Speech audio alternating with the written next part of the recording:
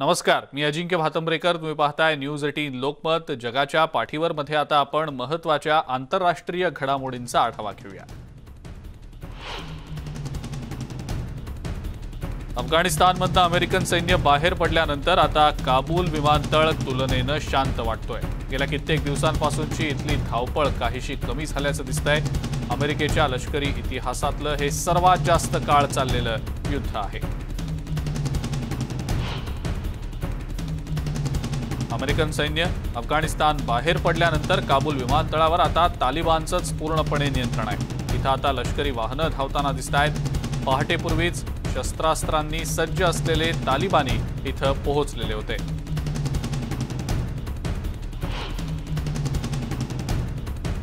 तालिबान्यांनी ताबा घेतलेल्या काबूल विमानतळावरची दृश्य देखील आता प्रसिद्ध झालेली आहेत. आरटीएनं ही दृश्य प्रसारित केलेली आहेत.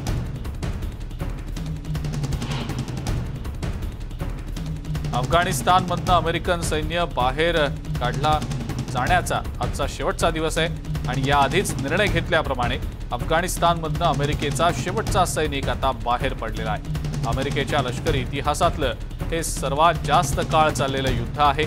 इथून सैन्य बाहेर पडल्यानं त्या युद्धाचा आता शेवट झालाय.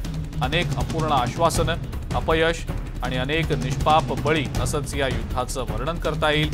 गेल्या काही दिवसात झालेल्या हल्ल्यांमध्ये 180 अफगाणी नागरिक आणि 13 अमेरिकन सैनिकांचा मृत्यू झालाय. अमेरिकेचे राष्ट्राध्यक्ष जो बायडन यांनी 31 ऑगस्ट ही डेडलाईन दिली गेलेली होती. त्यानुसार शेवटचा अमेरिकन सैनिक अफगाणिस्तानमधून बाहेर पडला. इथं अडकलेल्या नागरिकांनाही आता बाहेर काढता येणं अडचणीचं ठरणार आहे.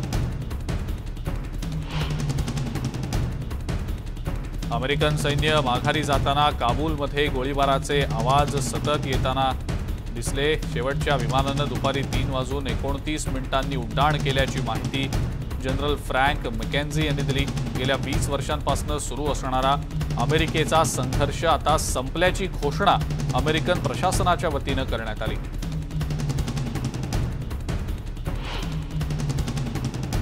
अमेरिकन सैन्य परत जाणं म्हणजे हा अफगाणिस्तानचा विजय असल्याचं तालिबानचं म्हणणं आहे. आता तालिबान अमेरिका आणि जगासोबत चांगले संबंध प्रस्थापित करू इच्छितं असं तालिबानचं म्हणणं आहे.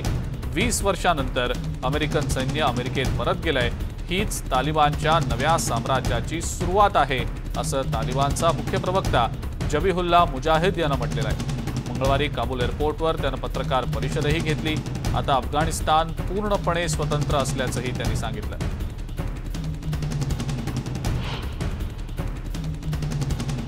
अफगाणिस्तानमधनं अमेरिकन सैन्य बाहेर काढण्याचा शेवटचा दिवस असला तरी मागे राहिलेल्या अमेरिकन नागरिकांनाही अमेरिकेत यायचंय. त्यांच्यासाठी सुद्धा अमेरिकेचे प्रयत्न सुरू राहतील असं परराष्ट्र मंत्री अँटनी ब्लिंकन यांनी स्पष्ट केलंय. अफगाणिस्तानच्या सहयोगी देशांच्या सहकार्यानं या नागरिकांना सुरक्षित सोडवण्याचे किंवा काबूल विमानतळ पुन्हा एकदा सुरू झाल्यानंतर त्यांच्या सुटकेचे प्रयत्न करू असंही त्यांनी सांगितलं. काबूल विमानतळाबाहेर झालेल्या आत्मघातकी स्फोटांनंतर अमेरिकन सैन्यानं केलेल्या गोळीबारात 10 नागरिकांचा मृत्यू झाला. यामध्ये 6 लहान मुलांचा समावेश आहे. हा गोळीबार संरक्षणासाठी केल्याचं अमेरिकन सैन्याच्या प्रवक्त्यानं जरी म्हटलेलं असलं तरी जखमी नागरिक आणि त्यांच्या कुटुंबियांचं मात्र याबद्दलचं वेगळं मत आहे. आमचा भाऊ दहशतवादी नव्हता. काही परराष्ट्र कंपन्यांमध्ये त्यानं कामही केलं होतं असं अनेक कुटुंबियांनी म्हटलंय.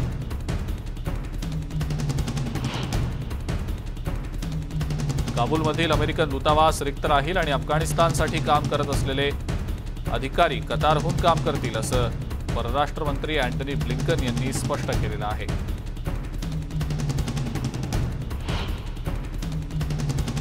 अफगाणिस्तानमधनं अमेरिकन सैन्य मागे घेतल्याची घोषणा करण्यात आली. पण या मोहिमेतले शेवटचे काही टप्पे ऐतिहासिक आणि नाट्यमयी घडामोडींनी भरलेली होते असं असोसिएटेड प्रेसच्या प्रतिनिधी एलेन निकमायर यांनी म्हटलंय. अमेरिकेच्या सर्वात प्रदीर्घ युद्धाचा गेल्या 2 आठवड्यांचा काळ ऐतिहासिक, संघर्षमय, कधीकधी हिंसक प्रक्रिया असल्याचंही जाणवलं असंही त्यांनी म्हटलंय.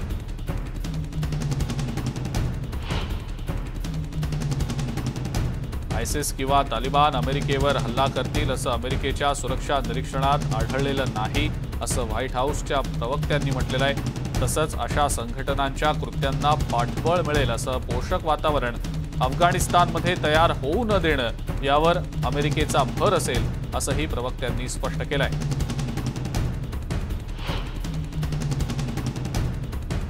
काबूलमधल्या कझाकस्तानच्या दूतावासाबाहेर अनेक अफगाणी नागरिक गेल्या कित्येक दिवसांपासून गर्दी करतायत। अफगाणिस्तान बाहेर जाण्यासाठी विजाची प्रक्रिया होऊन त्यांना देशाबाहेर जाता येऊ शकेल अशी या लोकांची अपेक्षा आहे। मात्र गेले काही दिवसांपासून कझाकस्तानचा दूतावास बंदच आहे। अफगाणिस्तानच्या विषयावर चर्चा करण्यासाठी 7 राष्ट्रांची एक अतिमहत्त्वाची व्हर्च्युअल कॉन्फरन्स नुकतीच पार पडली। तुर्कस्तान आणि कतार हे देश सुद्धा या बैठकीमध्ये सहभागी झाले होते। युरोपियन युनियन आणि नाटोचे प्रतिनिधी सुद्धा या बैठकीला उपस्थित होते। मात्र याबाबतची अधिक माहिती दिली गेलेली नाही। काबूलमधल्या आंतरराष्ट्रीय विमानतळावर झालेल्या रॉकेट हल्ल्यानंतर ही बैठक पार पडली।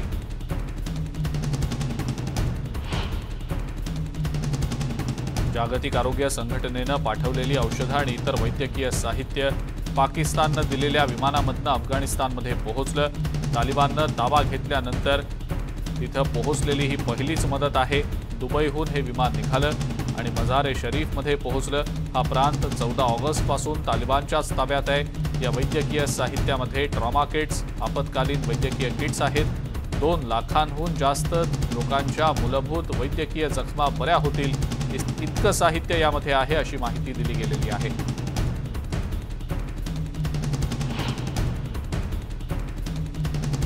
अमेरिकेचं सैन्य अफगाणिस्तानमधून बाहेर पडल्यानंतर तिथं असलेल्या लोकांनाही बाहेर पडू देण्याचं आश्वासन मिळवण्यासाठी सध्या धडपड सुरू आहे। संयुक्त राष्ट्र सुरक्षा परिषदेनं तालिबानवर सोमवारी दबाव टाकलाय।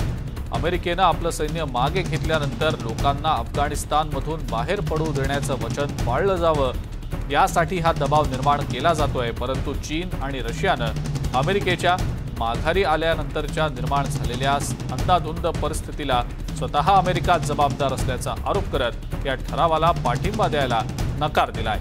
चीन आणि रशियानं ब्रिटन, फ्रान्स आणि अमेरिकेनं पुरस्कृत केलेल्या उपाययोजनांवर मतदानापासून वंचित राहिल्यानं मानवतावादी सहाय्य प्रवाही होऊ देण्यास, मानवाधिकारांना कायम ठेवण्यास आणि दहशतवादाचा मुकाबला करण्याचं आवाहन केलं।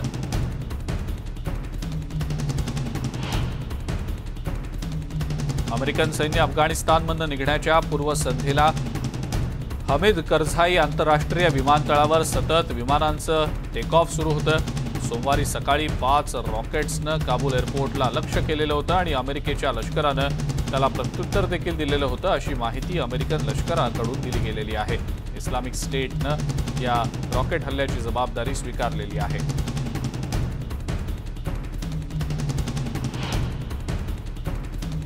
ताजिकिस्तान आणि अफगाणिस्तानच्या सीमेवर राहणाऱ्या ताजिकी रहिवाशांनी अफगाणिस्तानमधल्या परिस्थितीबाबत चिंता व्यक्त केलेली आहे। तालिबाननं अफगाणिस्तानचा ताबा घेतल्यानंतर सीमेवर हिंसाचार वाढेल अशी भीती या रहिवाशांना वाटतेय। त्यामुळे सीमेपलीकडचा प्रवास करू नये अशी सूचना इथल्या अधिकाऱ्यांनी आता रहिवाशांना दिलेली आहे।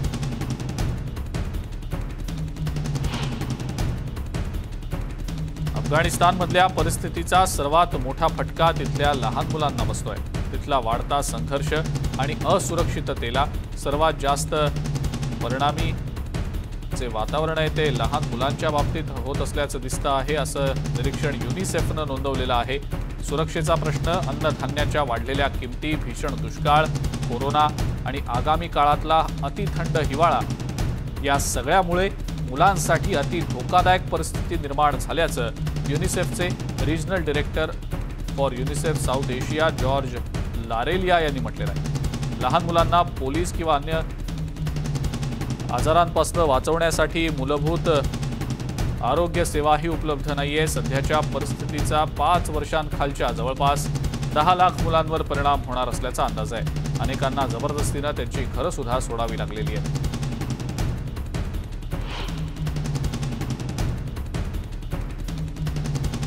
अमेरिकेमध्ये लुइझियानामध्ये आयडा चक्रीवादळातल्या नागरिकांना वाचवण्यासाठी आता मोठे प्रयत्न केले जात आहेत। बोटी, हेलिकॉप्टर्स हाय वॉटर ट्रकद्वारे आतापर्यंत शेकडो नागरिकांना वाचवण्यात आलंय। ही पथकं आपत्तीग्रस्त भागातल्या घराघरांमध्ये जाऊन सगळे सुखरूप आहेत ना यावर लक्ष ठेवून असल्याची माहिती गव्हर्नर जॉन बेल एडवर्ड्स यांनी दिलेली आहे। या चक्रीवादळामध्ये आतापर्यंत 2 जणांचा मृत्यू झालाय।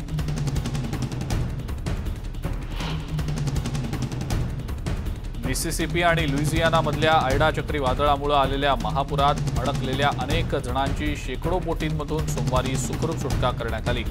लुइजियानाच्या किनाऱ्याला आयडा चक्रीवादळानं जोरदार तडाखा दिलाय। इथल्या वीज पुरवठ्यावर याचा मोठा परिणाम झालेला आहे। नदीच्या किनाऱ्यांवर राहणाऱ्या लोकांनी छतांवर किंवा उंच इमारतींवर आश्रय घेतलेला आहे।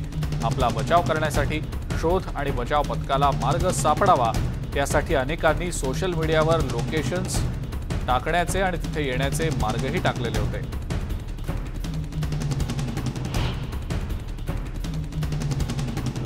लुइजियानामधल्या लाप्ले इथल्या पुराचं ड्रोन फुटेज सध्या प्रसारित करण्यात आलेलं आहे। आयडा चक्रीवादळाचा या परिसराला जबरदस्त फटका बसलाय।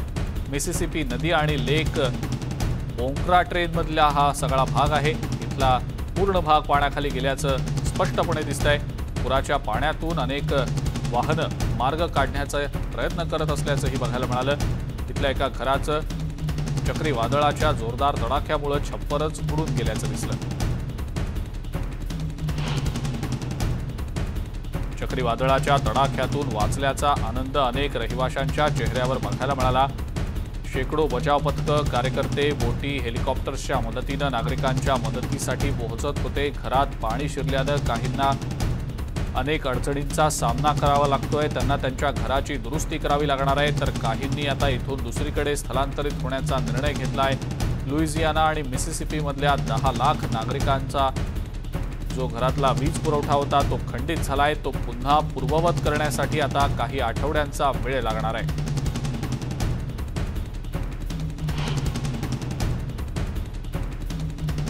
कॅलिफोर्नियामधील लेक टाहो मध्ये आलेल्या पर्यटकांच्या वाहनांच्या लांबच लांब रांगा इथून बाहेर जाण्यासाठी लागल्याचं बघायला मिळालं।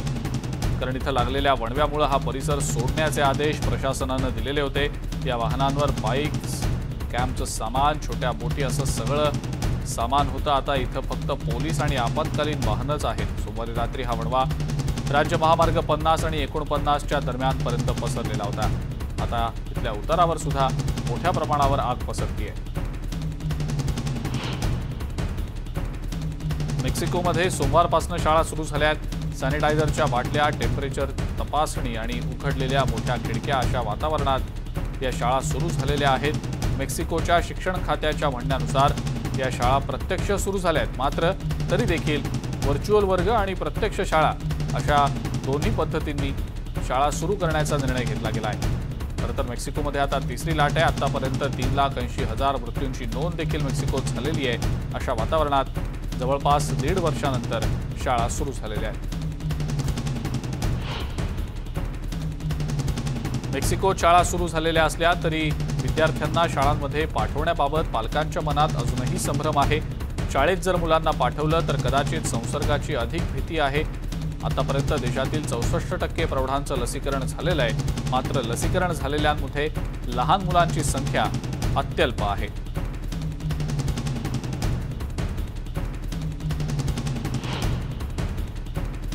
जगाच्या पाठीवर मध्ये वेळ झाली एका ब्रेकची। बघत रहा न्यूज 18 लोकमत।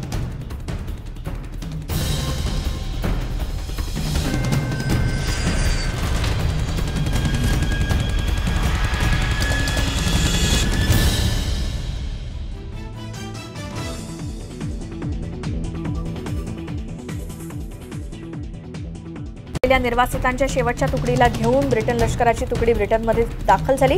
RAF ब्रीज नॉर्टॉन लष्करी तळावरती ही तुकडी पोहोचली आणि या मोहिमेनंतर ब्रिटनच्या लष्कराचं अफगाणिस्तानातील 20 वर्षांचं वास्तव्य संपुष्टात आले। ब्रिटननं गेल्या 2 आठवड्यामध्ये अफगाणिस्तानातून 15,000पेक्षा जास्त ब्रिटिश नागरिक आणि धोका असलेल्या अफगाणी नागरिकांची सुटका केल्याची माहिती ब्रिटनच्या वतीनं देण्यात आली। अजूनही 1100 अफगाणी नागरिक मागे राहिल्याचं ब्रिटननं सांगितलं। फ्रान्सचे अफगाणिस्तानमधील राजदूत डेव्हिड मॉर्टिनॉन, काबूलमधील दूतावासात काम करणारे कर्मचारी आणि फ्रान्सचे स्पेशल फोर्सेस यांना विशेष लष्करी विमानानं परत फ्रान्सला आणण्यात आलं। अफगाणिस्तानातील सुटका केलेल्या निर्वासितांच्या शेवटच्या तुकडीलाही फ्रान्समध्ये आणण्यात आलं। यावेळी फ्रान्सचे पंतप्रधान जेन कस्टेक्स यांनी आणि संरक्षण मंत्री विला कोब्ले हे लष्करी विमानतळावरती उपस्थित होते।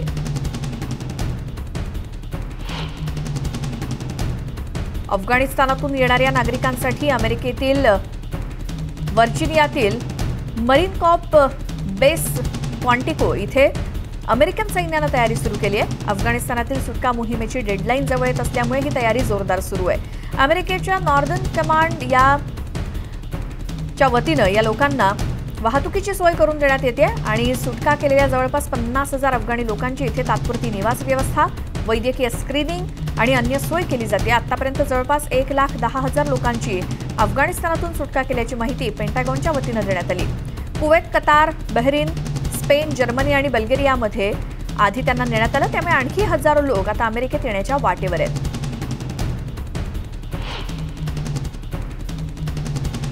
काबूलच्या आंतरराष्ट्रीय विमानतळावरून अनेक विमानं टेक ऑफ करताना रविवारी दिसली। काबूलमधून बाहेर पडण्याची अमेरिकेची डेडलाईन जवळ येत असल्यामुळे या विमानतळावरती धावपळ दिसू लागली आहे। विमानतळाबाहेर गुरुवारी झालेल्या आत्मघातकी बॉम्ब हल्ल्यानंतर इथे जास्तच कडक सुरक्षा व्यवस्था आहे। एअरपोर्टची काही गेट्स बंद ठेवण्यात आली आहेत आणि सुरक्षेच्या अन्य उपाययोजना सुद्धा करण्यात आल्या आहेत। तालिबानी चेकपॉइंट्सवर जास्त कडक सुरक्षा आहे। जर्मनीतील अमेरिकी हवाई तळावर जवळपास 20,000 अफगाणी लोकांची तात्पुरती सोय करण्यात आली। अमेरिकेत जाण्यापूर्वी त्यांच्या निर्वासितांच्या स्टेटसबद्दल इथे प्रक्रिया पूर्ण करण्यात येते।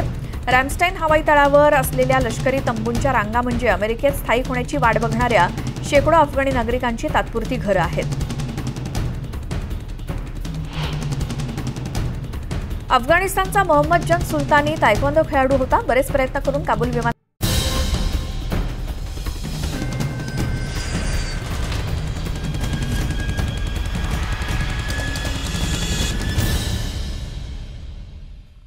ब्रेकनंतर जगाच्या पाठीवर मध्ये इतरही काही महत्त्वाच्या आंतरराष्ट्रीय घडामोडींचा आढावा घेऊया। इटलीमधल्या सगळ्यात पुरातन अशा व्हेनिस शहरामध्ये सध्या कोरोनाच्या सावटाखाली वेगळीच लगबग सुरू आहे। लसीकरण, मास्क मोहीम यासह सध्या व्हेनिसमध्ये आंतरराष्ट्रीय चित्रपट महोत्सवाची तयारी सुरू आहे। वेगवान कोविड चाचण्या, जंतुनाशक जेल आणि फेस मास्क एकत्र केला जातो आहे, कारण तो प्राणघातक कोविड-19 विषाणूच्या छायेखाली दुसऱ्या चित्रपट महोत्सवासाठी आयोजक आता सज्ज झाल्याचं दिसतंय।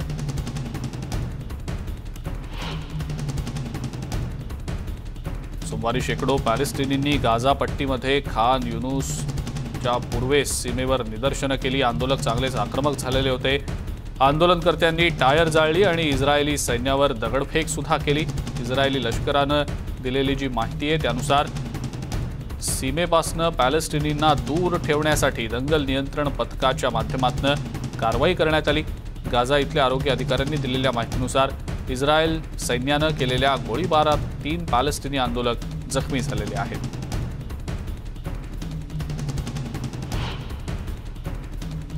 आणि या सगळ्या महत्त्वाच्या घडामोडींसह जगाच्या पाठीवर मध्ये वेळ झाली इथंच थांबण्याची। ताज्या बातम्या आणि अपडेट्ससाठी बघत राहा फक्त न्यूज 18 लोकमत।